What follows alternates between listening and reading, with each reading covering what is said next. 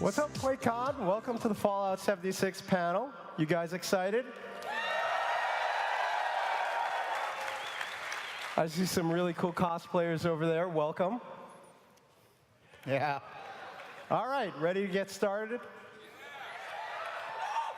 I'm Gary Steinman. Oh, somebody loves you, Todd. You should all put your masks on. we need a mask, mask picture. All right, hold on. All right, there we go. Love it. That's awesome.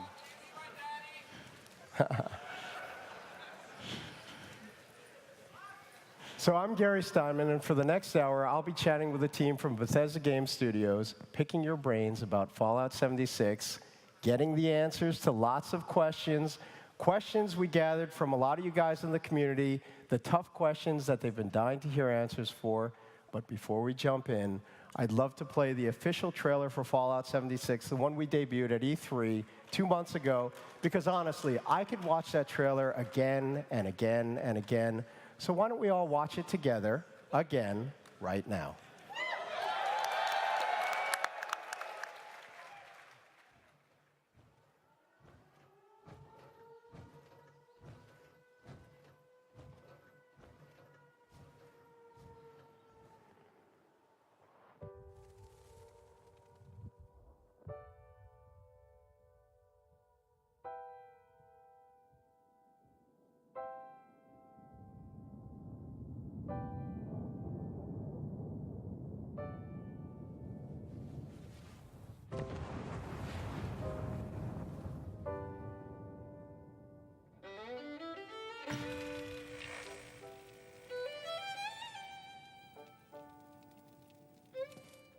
Years after our great nation began, we gathered together to honor the completion of Vault 76.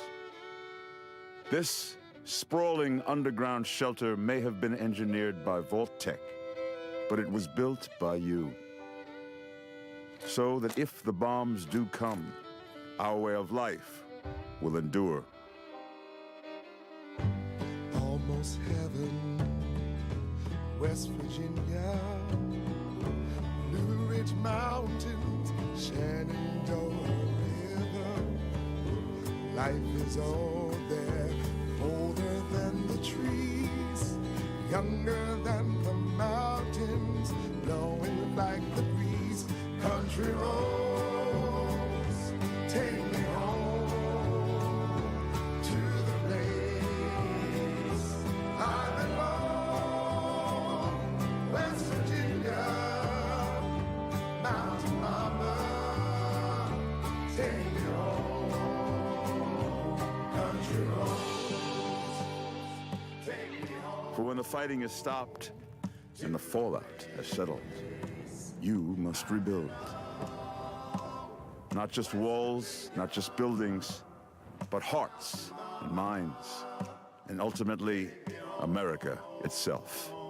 Country roads, take me home, country roads. In Vault 76, our future begins.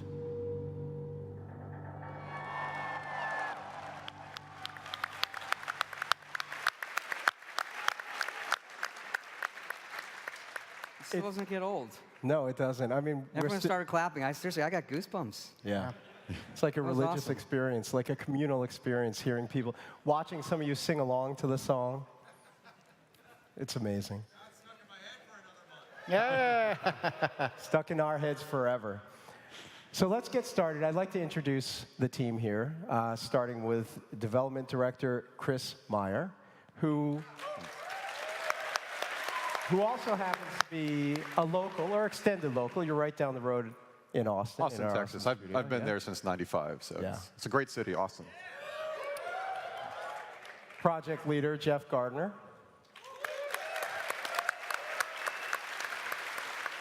And of course, game director Todd Howard.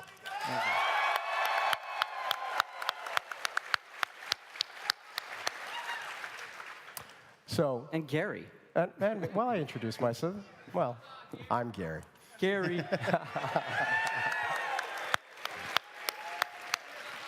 I promise tough questions, and they'll come, but let's start with an easy one, or what should be an easy one.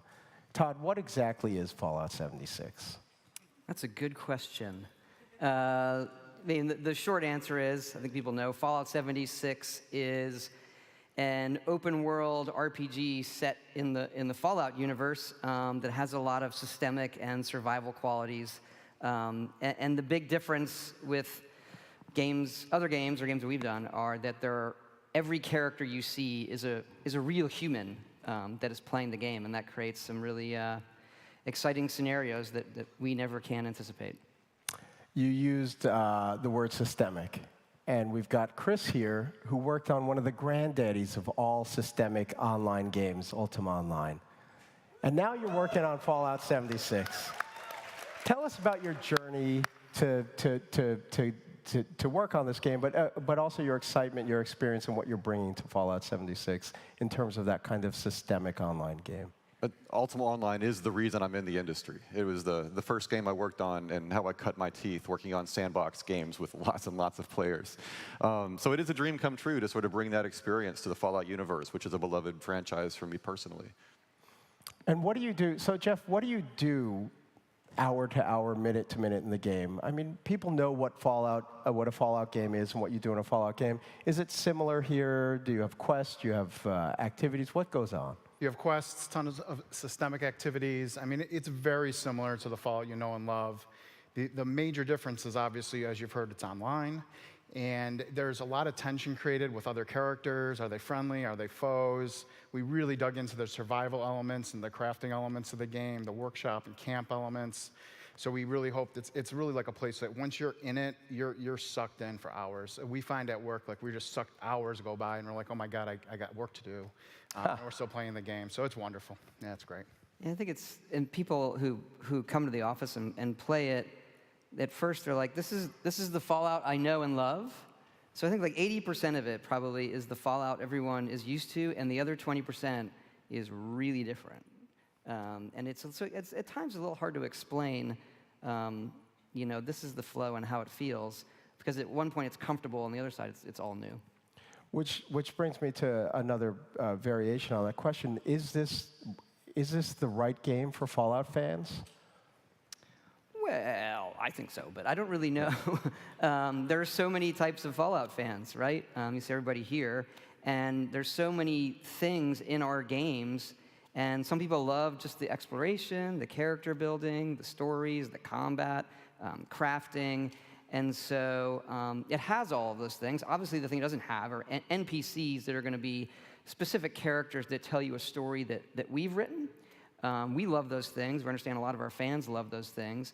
And this one replaces that with the other players. They are the interesting NPCs, and hopefully, in a lot of ways, more interesting than what we may create on our own. So that part's very different. I can't say it's better or worse, but when you sit down and play it, it feels like a new Fallout game. But there's no one type of Fallout, and we've talked about this around the office a little bit too. There's no one type of Fallout fan, is there? No, not at all.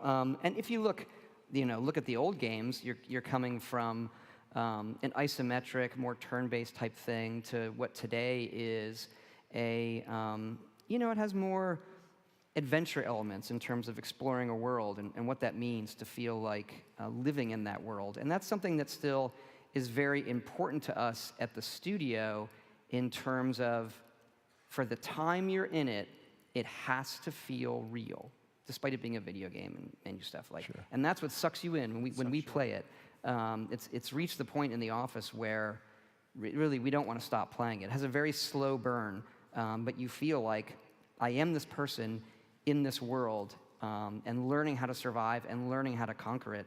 It's very rewarding. The other big question I have is, why now? Why is now the right time for an online Fallout? Well, we figured we wouldn't do it till we had done 70 more versions of Fallout, so we went right to 76. We'd get to, I don't know is a good answer for that. We had talked early on. We had, talked with Chris, who was down in Austin, the team there. We had some ideas of what multiplayer could look like. We started that during Fallout 4, really on paper. And Chris and some of the other folks in Austin actually started right when we were starting to finish Fallout 4 in 2015 to see, how it could feel, what it could look like, and it kind of grew from there. Yeah, it was great. It was taking a game that we love, Fallout 4, and then actually grabbing some network code from one of our sister studios, id. We're using the Quake 3 networking architecture, which is great, and then bringing it into the game. And then this one is for you, Jeff. You've got to herd many cats in your role.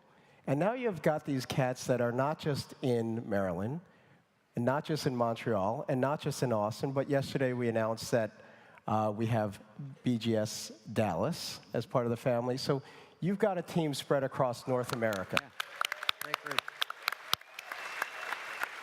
How are you not pulling your hair out? Oh, I am pulling my hair out. But it's, it's amazing. There's so many talented people across these teams with great leadership, and this has been a learning curve for me too. It's my first online game, so without guys like Chris and Mary who have done it for years, I'd really be lost at sea. It's an amazing experience to be able to go to Montreal and work with the folks who are doing all the graphics, and then back down to Austin, all these gameplay and network code experts. It's bringing this all together in a way that has been. It's been a 3-year project, right? So it's gone and gone and gone, and we've done this really quickly. We iterate really fast, and everyone is really good about communicating. And we fall short here and there, but we all have what's best in mind for the game is always our #1 thing, not ego. So we always focus on that goal, and we're so excited to share it with all of you. And for you, Chris, you recently joined, or relatively recently joined the BGS family. What's it like, the culture here, and how did you adapt to becoming part of the BGS family? Once I got over the awe of actually being a part of Bethesda Games franchise, they make franchises that I've loved forever, starting with Morrowind. But after that, adapting to their culture, they're a very iterative studio, which I like. I love that we play the game every day, sometimes all day, and keep making improvements every time we make a new build. And it's a great culture, a great thing to be a part of. I love working with all of these guys. That's great. So, you brought some new stuff, Todd. And to be honest with everyone out here, I only saw this stuff maybe an hour ago, so it's still fresh to me too. Stuff about the character progression, perks, and whatnot. Why don't you tell us what we're about to see? Look through the questions everybody has about the game. One of the big ones is, how does the character system work, given that it's an online multiplayer game. So we have a bunch of stuff to show you all in the game, how the character system works. And we'll go through and explain it. One of the things that we're doing, we showed a little bit of it at E3, the You Will Emerge videos from our friends at Vault-Tec. And so we've done these videos for several sections in the game, and we thought we would show you first here at QuakeCon the one that deals with perks. So we can roll it.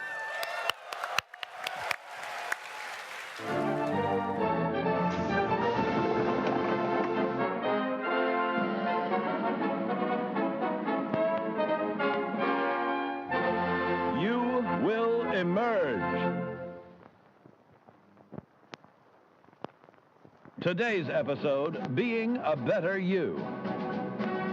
In life, we must each deal with the hand we are dealt, performing our assigned role to the best of our capacity. But after total atomic annihilation, you may find the hand you were dealt has been reshuffled. Yes, gone are the simple days of yesteryear. Now the common workman must also be a covert operative. The farmer, a master of the martial arts. The ice cream man, a nuclear physicist. How will you make sense of it all? Simple. Turn to your official Vault-Tec training materials. With these powerful tools in hand, you'll learn to make the most of your natural abilities and better understand what makes you special. Use them to be the best you can be, or someone even better. Your survival depends on it. With your future secure, share your newfound knowledge with others for great benefit.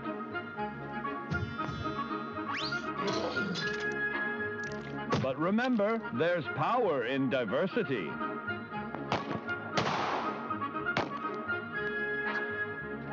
Sometimes who we are isn't a choice at all. In fact, at a particular point in your young life, you may notice that your body has begun going through certain unfamiliar changes. No, it's not puberty, it's mutation. Thanks to our old pal radiation, your DNA has become more interesting. See here? You've now gained the unique abilities of a marsupial in exchange for a mild neurological impairment. Now you've learned how to be a better you. You are completely prepared to achieve your full potential in the role of your choosing.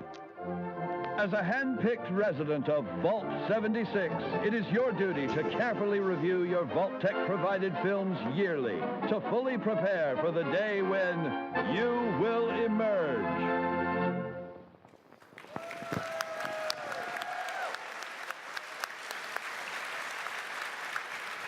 Okay, Todd, that was a lot of fun, but I think we all have more questions now. Yeah, it's we'll take a little bit of a deeper dive here, and there's a lot to go through, and we'll do our best to explain it. The video does a great job of selling the IDOC parts of it. The mutation part is pretty fun. Your character can actually get mutated.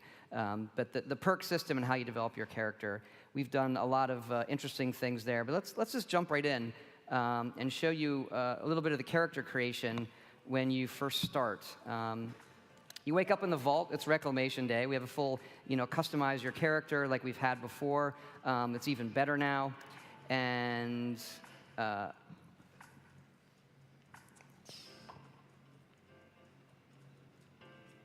let's go a little bit. You get to take your ID badge. We've added this photo mode in the game that's really, really cool. The photo mode allows you to change your field of view, zoom in, zoom out, you'll see all the filters that are coming up. You can do this both here when you take your badge, it's like a training tutorial for it, and then you can do it anytime you want out in the wild with your friends, with dead enemies, with live enemies. We have also added this to our load screen system. There's not a lot of loads in our game, but when you fast travel, there's a little one. And so any of the pictures you've taken there will pop up like a random deck along with our curated photos. This came out of a game jam. We do these game jams in the middle of projects to see what new features we want to try to add in, and this was one of our favorite ones. Yeah, it turned out really, really great. And fun for socially shareable stuff too, even Exactly. offline. You Share it, could you take kind of pictures with your friends. And so, again, you make your character as a whole host of it. You can take pictures where you want. You can also, anytime in the game, change how your character looks. Because you're going to play a character for a long time, and you can swap out, change your sex, anything, your hair, everything, just so that you don't feel like, well, I don't like how I picked in the very first second what I look like. Really, really cool feature. Next, we'll show you stepping out of the vault and the first level up and kind of dig into that some.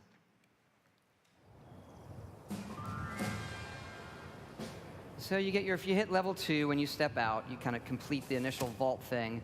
And the first thing you do when you level up is pick a special that you want to increase.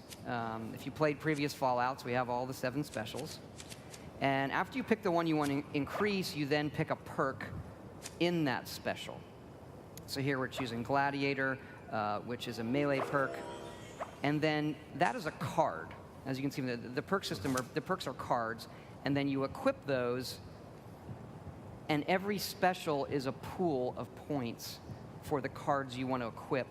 And each card has, I don't want to say mana cost, but a point cost for how powerful that card is, and do you have the right special for equipping it. right. And is it flexible, or am I jumping ahead? Do you have? There's some more on that we can get into and show you how flexible it is and why we made some of the choices that we did. But let's keep going, and then we can spend some time when we see a more complete character.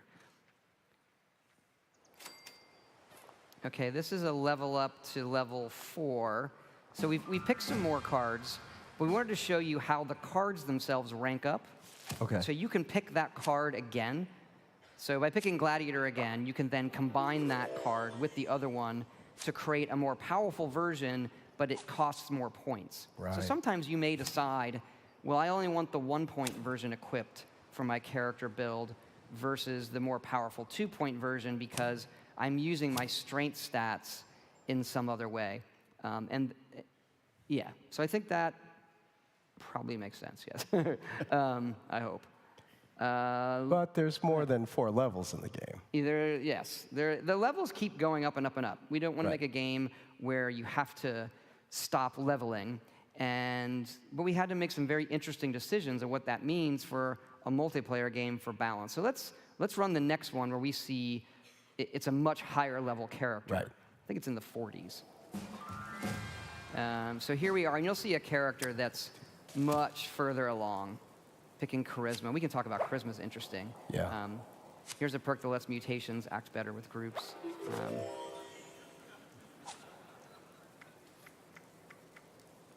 And so you can pick any perk that you meet the requirements for when you level up. There's no randomness there.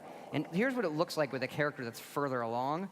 We've upped the cap for each special to 15 from 10.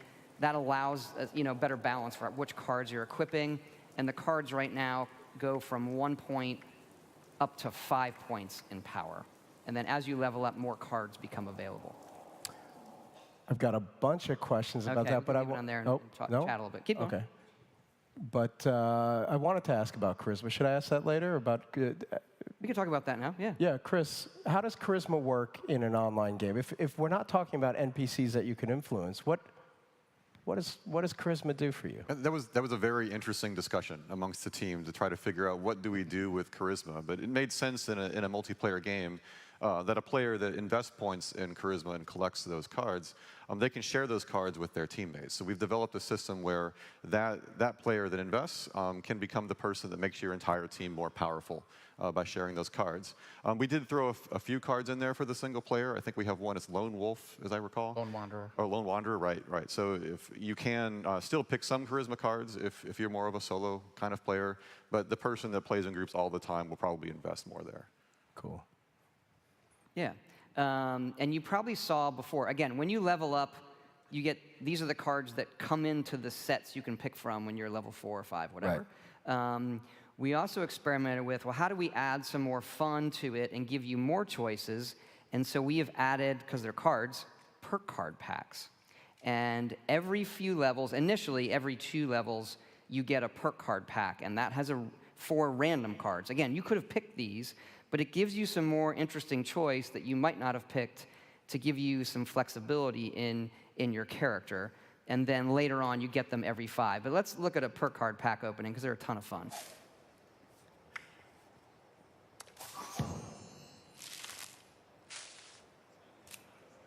We do have gold. That one's great.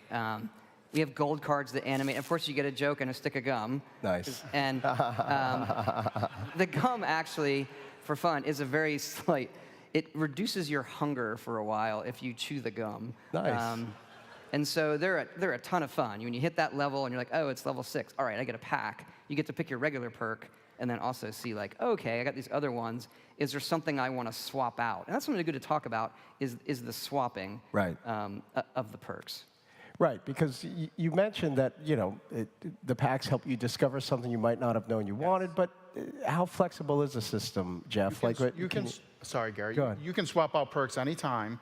Generally, again, to reiterate, when you level up, you pick a special. You get a point in that special, which is the pool of points that you can slot perks into. You also get to pick 1 perk per level. Generally, you'll pick the perk from the special you chose, but you can also pick other perks if you have available points. And then these are wild cards. So every 2 levels from level 1 to 10, and then every 5 levels after, you'll get one of those perk packs. And what they allow you to do is to experiment with some other builds and cards you might not normally have played. Remember, you do start with 1 point in each special, so you will have unused points from the beginning too, where you can try just slotting these in right off the bat. What we have found is that allows players to go, hey, what are these luck perks? And why do I really want to search containers for extra ammo? And as you play a survival game, you go, wow, getting extra ammo in containers is really valuable.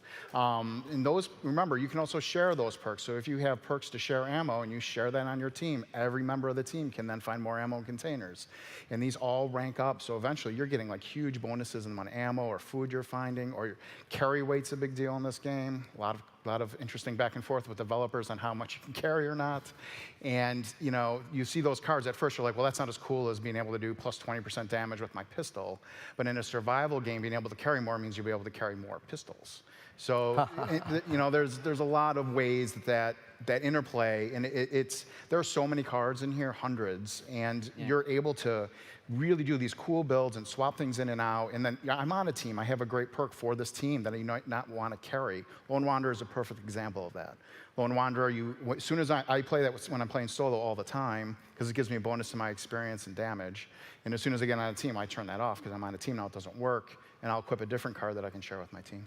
So when you say builds, you're not really talking about sitting there and having multiple kind of decks. You're talking about having more of a baseline and then making little changes here and there quickly and easily. Is that a kind of a correct way of putting it? Or?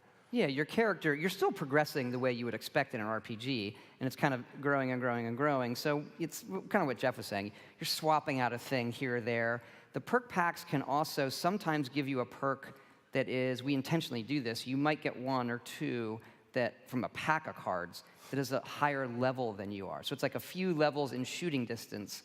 So you say like, oh, I didn't even know that was a perk. Maybe I want to pick agility on my next level up because the game has given me this other perk and I just want to try it out.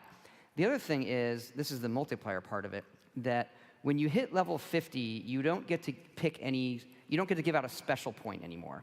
So that doling out strength and all that stops at level 50, but you still get to pick cards. So that gives us a continuing thing where, okay, I hit level 73, and I'm still like, you know what? I never got to pick that perk, because again, there's hundreds of them.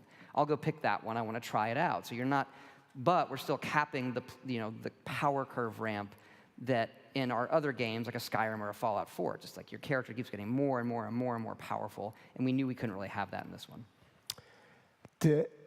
You talk about the discovery of perks, too, and how you might discover them in a card pack. You might see your friend using one that you never thought you'd use. Have any of you, in your own internal playtesting, found a perk that you never thought you would use that you're like, wow, this is really cool? Chris? All the time. Any recent examples? Well, I remember when I first started playing the game, I did exactly what Todd alluded to, or Jeff, where I've always picked the percent damage perk. Because I'm thinking, okay, I just want to do more damage. As I played the game and discovered there's a lot of value in doing things like building up your camp and doing a lot of exploration and gathering resources, I started to actually take perks I would have never picked in a single-player game to reduce the amount things weigh so that I can actually carry more junk. So I can then bring that back to my camp. And I find that I'd swap that out a lot. Like if I'm playing by myself and doing more exploration, I tend to use those kinds of perks. But if I play in a group, we typically have some objective in mind. It's something we want to go and kill, and then I might swap some of those out for the more traditional damage perks. Yeah, Jeff, anything for you that emerged recently that you didn't think you would use, but now you're using? I can't think of anything particular. I did get one of those weird mutations the other day, though. They're a lot of fun, too. So I was playing, and all of a sudden, when you have a lot of rads is when you're susceptible to mutations, like in real life. And then I got a mutation called Bird Bone, but I didn't realize I'd gotten it. And all of a sudden, I was over-equipped, which is always a frustrating experience in a game. And I'm like, why am I over-equipped? And I looked, and I had this perk, and it let me jump extra high, but it lowered my strength. So again, like the way the dynamic systems work is incredible. And you can spend a lot of time in that perk menu, but remember, it is a live game, so make sure you're in a safe place. And then I have another question. Who gets to write the jokes in the gum wrappers? That is Emil Pagliarolo. Or, he does all of the jokes. Master of the memes. He's done that for us for a long time. He wrote the arrow in the knee. That wasn't really a joke. What? It became a joke. It wasn't a joke. That poor guy. So Emil wrote all of those.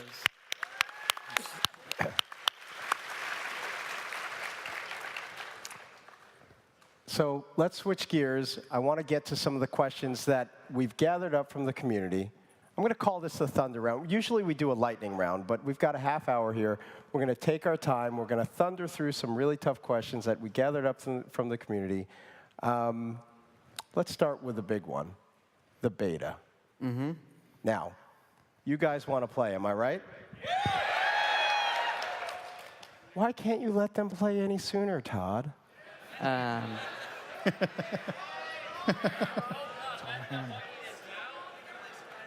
There's a lot of chatter. I'll pack up my stuff. Look, we want everybody to play it as soon as possible. We're playing it now. There's a lot we have to do, right? There's things that we know we need to change and fix before we get it in everybody's hands. And the other thing is, even though people are going to start playing the beta in October, this is a game that we're going to be constantly updating. So everybody's feedback is really, really important to us. The beta for us, this is an all-new thing, right? So we need to stress test a lot of systems. Right. And that's why we called it the Break It Early test application, because it's going to break. Oh, you're going to We're pretty sure of that. And get ready.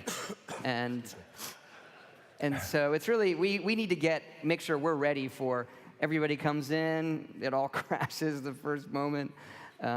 See, I make it sound fun, right? It's going to be really fun. And then, making sure we're ready to fix that really, really fast, and so that we're in a good loop of, hey, here are the issues, let's fix them and get everybody else in the game as soon as possible. I want to pick up on something you said, just to reinforce it. You mentioned that this is a live game. Of course, we're going to continue to work on it. Your feedback still matters, because I know that was something that I think some of the community were concerned about. Yes, everybody wants to play it sooner than later, and I'm with you. But you will continue to work on this game, or you have plans to continue to work on this game and evolve it. It's not like it's finished and then you're going to take one little round of feedback. You have lots of thoughts and plans, and we don't want to get into the roadmap, but... Right. We do have kind of a roadmap in our heads, and this is a game that we think, with the community, is going to be a very different game a year after it's out, and 2 years after it's out, and 5 years after it's out. Right. It's a game in 10 years, 50 years. We have big plans and what we can do with the game and with our community, and the beta is just really the first step. The first step. The next big one, PvP. I think everybody is excited, anxious, concerned, highly anticipating, nervous. You've talked about it a little bit here and there, but why don't you just take it from the top? How does it work? What's the deal with griefing? How are we going to be able to enjoy our Fallout game? Or how am I going to be able to screw up somebody else's Fallout game and get away with it? Or any variation on that? I'll just leave it to you to... This is why I don't go on Reddit. That's right. All right, we will do our best to sort of explain where we're coming from with PvP. We agree with those. Like, we have folks in the office, we have that debate, is it a... what is it? Where do we want the players' kind of driving force? Is it a PvE world thing? Is it the other players? And for us, it is both. How can we do both? And so the first thing we'd say is that we want this element of danger, and it sounds weird to say, without griefing, which is like, okay, those things are often in conflict. So right now, and you've seen it in some of the E3 videos, when you shoot somebody, you do a little bit of damage. You don't do full damage. It's like an invitation. It's like slapping somebody in a bar. Like, you want to fight? And that's annoying. And eventually, you're like, yeah, I think we're gonna. And so you do little bits of damage. If you engage, then you're doing full damage. And there's a cap reward based on the player's level. So if the player's really high level, you're going to get more caps from them than if they're low level. If you want to, after each one of them dies, you can seek revenge, which doubles the incentive. So if the guy kills you, and you're like, well, that was annoying. Then the game says, hey, if you want to seek revenge, I'm going to give you the double reward. It's like, okay, maybe I want to engage in that. And that's really, really fun. The issue is when you don't want to engage in it, right? Someone's coming up to you, and they're slapping you and slapping you and slapping you. And you're like, I really don't want to deal with this right now. We have a lot of ways you can get away from them, but we still like it where they do, if they keep going at it, they have the ability to kill you, which sounds terrible, right? It does. To be like, why would you do that? We like to turn that into a dramatic moment. So the player that kills somebody that didn't want to engage in it then becomes a wanted murderer. They get no reward.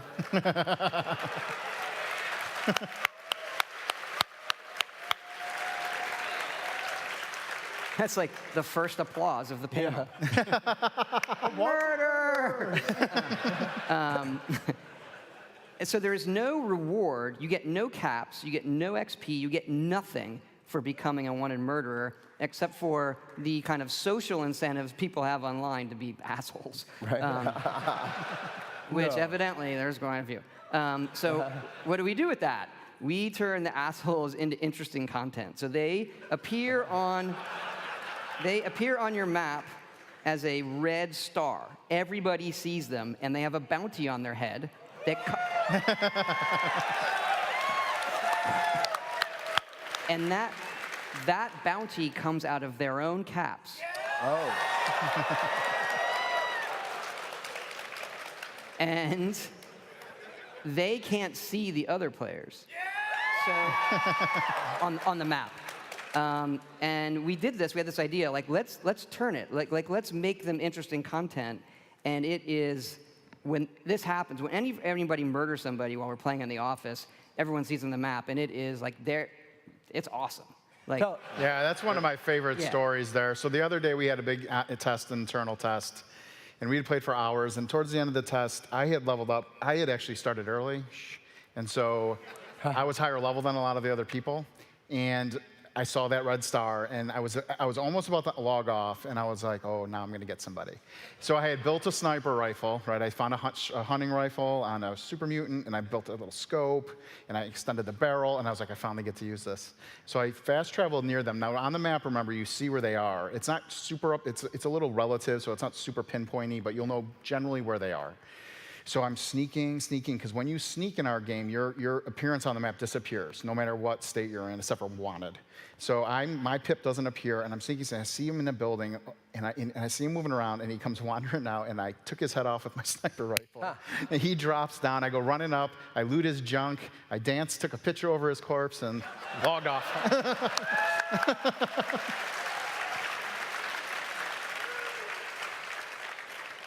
So what happens when you die, though? What happens when someone kills you? Like, Chris, why don't you jump in? If I decide to engage, or even if I don't engage, am I punished if I die, or there's got to be something? Yeah, for a long time, we tried testing where there was no punishment at all. And that took all the sting out of death. People used it to their advantage to travel back to various points, and it didn't feel right. But we didn't want to make it too punitive, because we do expect people will die, and there's no save games like a single-player game. So what happens when you die is you just drop your junk. And junk isn't worthless. You need junk to build things in your camp, or to make better guns, or to make better armor. So what it does is it creates a loop where you go out and explore, you create some junk, and if you happen to die, that's all you drop. You don't lose your awesome power armor or any of the guns that you've collected. But then you have to make a decision. It's like, was that enough junk that I need to go back and get it? Or is that something I can live without? And what people will do is they'll go back to their camp, and they'll put their junk back in their stash, which is safe. Nobody can take things out of each other's stashes. And we've also seeded the world with stashes as well. So if you know where some of the stashes are, it's always a safe place to store the junk that you've collected. So just enough so it'll sting, but not not enough so that it'll really deeply hurt And you. it's also a little bit of a reward for if you manage to kill somebody, there's usually something there with them. Nice. And the thing with junk is it's nothing that you can't just re-get if you just keep playing. Like, that's that pile of it. But if you just start exploring, you'll collect more. So it's sort of like, well, that was sunk time. Do I want to go back and get it? And that happens on PvP. So if you do kill somebody, their junk drops, and you get to pick it up. You get the caps from them. Right. You can take the junk, but yeah. But it's just a little grindy time, and you got it back. It's just, we like it. We put it in. It's just enough to make it where before you head into a dangerous area, before this, you would just run into a dangerous area. You don't really care. There's no penalty to death. It's like you just fast travel back. And then once we did that, you just stop a little bit. Like, well, don't want to take a moment and collect myself, store the junk before I head into danger. If anyone remembers Fallout 4, screws are very valuable. So if you've got screws in your junk, you want to store them. Yeah. You can't decide between this awesome-looking gun or a desk fan. They both have equal. How does respawning work, by the way? If you die in a dangerous area, but can you respawn anywhere? What goes on there? Respawning always takes. You can respawn anywhere you've unlocked, just like Fallout 4. You can fast travel wherever you'd like. The closest point to you is free, and the entrance to Vault 76 is free. Beyond that, you have to pay caps based on how far away it is from you. So if you decide you want to take that opportunity to go way far to a corner of the map, you're going to pay a small caps cost. You know, speaking of the vault, going back to PvP, it doesn't kick in until level 5. So that gets people into the game a little bit and understanding it before people start saying, hey, do you want to fight? Do you want to fight? Because otherwise, they'll just hang out. Everyone comes out of the vault. So you would just like set up your camp on all the turrets. That happened for a while. You're like, I'm really excited, I got the game. Remember, for people who have more questions on PvP and can already see some exploits that might not be fun, we do allow you to ignore and block players too. So you can actually, when you die, or at any time, honestly, but especially when you die, we have an option there for if you're just done with that, you can ignore them for that session. Then they can't see you on the map. They won't be able to still mess with you generally unless they can find you. But this is a very big game. It's very hard to find people unless you know exactly where they are. You can fast travel easily. We also are entering a pacifist flag, so your bullets won't do that slap to people. So you don't have to worry about, I'm fighting something, some idiot jumped in front of my bullets and tried to get me in PvP. We're allowing you to turn that off too. People were abusing that in the studio. Yeah. The pacifist flag. Well, no, they would wait till you go shoot a creature, and they would jump in front of the bullet. Right. Yeah. We had our QA team. I asked the QA team, several hundred people, during one of our sessions to be the biggest assholes they can one session. We got a lot of good notes out of that, of things we need to fix. QA knows how to play the game. Yeah, they know how to play. I do have one more question about PvP, which is if you are a higher level character with higher level armor, higher level weaponry, how do I even have a chance? And I get the slap mechanic, but if I want to engage and I'm a lower level character, am I just going to get destroyed instantly? We struggled with that. So what we've done is there's two sort of power curves. You have the usual power curve against creatures in the world that you're used to in our games. And then, so if you take a power curve from like low damage to high damage, in PvP we normalize it, okay? So just a knife is gonna come up in damage and the really powerful things are gonna come down. So they feel right, but the death in PvP is quicker, and it works the same for armor. So if you play other multiplayer games, the guy in power armor with a minigun is obviously gonna be harder. Right. But if you get the drop on him with a knife, it does kind of work. And it makes it more fun without it being, well, I have no chance whatsoever. Again, there's still a ramp there. It's just, normalized. Cool. Nukes. And you get the caps, all right? So that's the other thing, is Right. why do I want to go try to kill a level 100 person in power armor with when I'm low level? It's that my reward is going to be way higher. Excuse me. Yeah. Nukes. Very cool. It's a little feature. But what happens when we're nuked? I mean, we know that things happen. We know that the area gets irradiated. Things are destroyed. There's higher level loot, higher level enemies. But let's say I have a camp in that area. What happens to my camp? How soon can I rebuild it? Chris, why don't you jump in? Yeah, well, first of all, nukes are very cool. All right, they're one of the coolest things that happen in the game. Yeah. But we don't want it to be overly burdensome to a player to lose all their stuff, so that we don't. When you nuke a camp, it does destroy the structures, but we've created something called a blueprint system, so that if you spend hours making a really cool house with lots of detail, you can blueprint that house. So it's very easy to replace it in the event that it gets destroyed by a nuke. It also makes it very easy to move your camp. So even if we're not talking about destruction with nukes, if you decide you want to relocate your camp to a different part of the map, you can pack it all up and you can put it somewhere. And of course, the terrain is going to be different, but because you've blueprinted your house, then you can usually find a way to jimmy it so that it looks good when you're replacing it. So it's very easy to get back to where you were. So The other thing with that is that the camp destruction part is really, it's easy to repair it if you want to leave it where it was, but we did the camp destruction exists. It's not really for like, hey, go blow someone's camp up. We realized when we put it in that is a griefing mechanic, is like someone wanders by and then you build a camp and you like imprison them. Now they have no way to get out. So they need an ability to damage the walls just to get out of the prison you have built for them. Right. So it has less to do with, hey, we want other players to come and blow them up. The camp is also good for PvP, where someone engages with you and you lure them back to your camp. There's Ashley Chang in the studio. You can build like musical instruments, and he built his camp, and he's sitting in the middle of a road playing a tuba. Huh. And he's on this platform, he's like, burp, burp, burp, burp. And he had built all these turrets in the foliage you can't see. And everyone's just like, this guy in a tuba, like, and then the turrets go, and he's just like killing everybody. He's like, burp, burp, burp, the whole time. It's awesome. I forget where I was headed with that. I don't know. I don't know what the answer is. The camp right. intersecting with PvP stuff. Right. And the other thing with moving it around, that was key because the game's so big, you come out of the vault and you find a place where you're like, this is where I'm going to build my camp. And then you play like 4 more hours and you're like, I shouldn't, like this view, I like this place better. So people tend to put their camp down, and then as they progress through the map, they are finding new areas, and then they kind of settle in, like, okay, I really like this spot. So you move through the world, you meet friends, you're playing with others. How does communication work? Because I know that you've put a lot of thought into that, and that's even evolved a lot in recent days, months, weeks. It has. And this was in the E3 stuff where we had the emote wheel we have, where you can emote, and we have the Vault Boy cartoons. It's really fun. We were big on communicating in a nice way with strangers, and we've had some successes there, but we have found that we weren't giving the other players, even if they were strangers, the ability to really be as interesting as we wanted. So now we're adding. We've had voice chat for your teammates. And now, if you want to turn on your mic, we have voice chat for all of the strangers, which really lets them communicate, and it's a very, very different dynamic in the game. Yeah, area-based, so people around you will hear you talk. Yeah.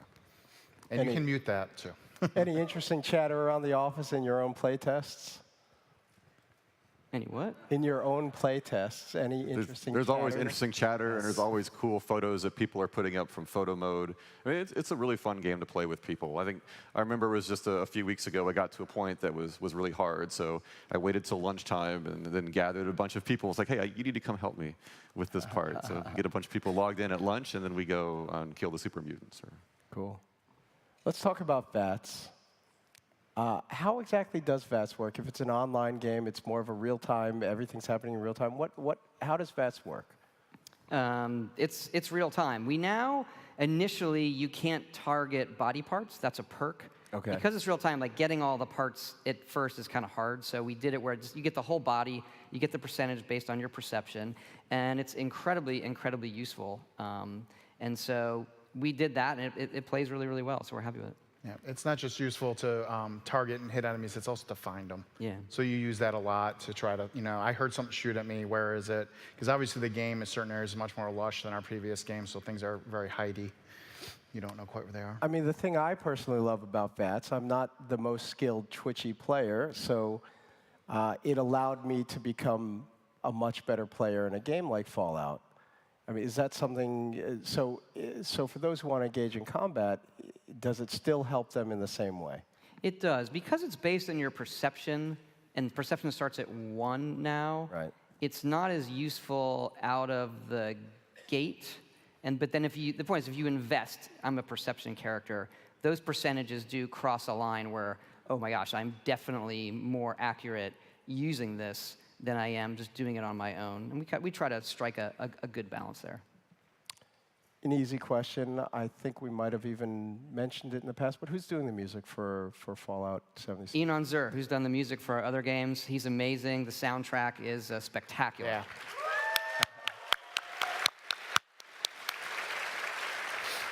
And we have a lot of licensed music as well. So we have more tracks than we've ever had in a Fallout game.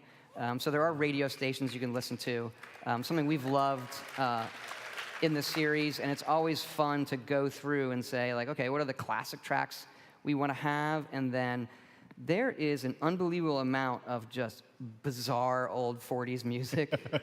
Like, Oh, yeah. there's some wacky stuff. And it's great for Fallout. So sometimes it's like, hey, what's the mood of this song? And then other ones are, hey, this is the song that has, this kind of, the slant on the lyrics as it appears in Fallout when it's post-apocalyptic, make it really fun.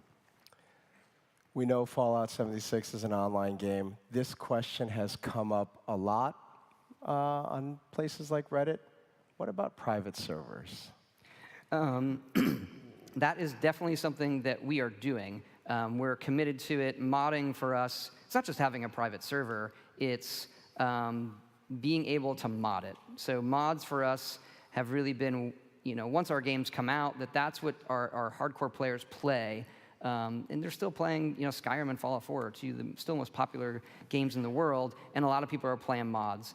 And so that is something that, given the online nature of it, is going to be very, very complicated, but we're committed to it, and we've been, starting to design what that system is going to look like. But it is, I will say this, it's a complicated problem, but one that we are 100% committed to solving.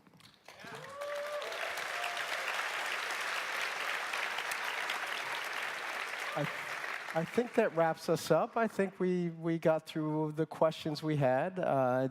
Any last words for the audience about Fallout 76, what you're excited about, what you want people to experience? I just can't wait to see all these people in the game. Yeah, absolutely. We can't wait to play with you guys. I would say really it's seeing everybody here and what our fans have meant to us. This is part of our excitement. Whenever we do a game, we try to make the game that we would really want to go out and buy ourselves. Mm-hmm. And this one is very, very different for us. We know it's different for our fans. But it's also the first game that we can really experience with them. And right. that part of it is really important to us. And I don't think people really understand how exciting that is for everybody at all the studios. Yeah. It's exciting for all of us. Thank you, Todd, Jeff, Chris. Thank you for being here. Thank you all for being here. Fallout 76 comes out November 14 on PlayStation 4, Xbox One, and PC. We'll be sharing a lot more information soon. Thank you, and a big round of applause for our panelists. Thank you.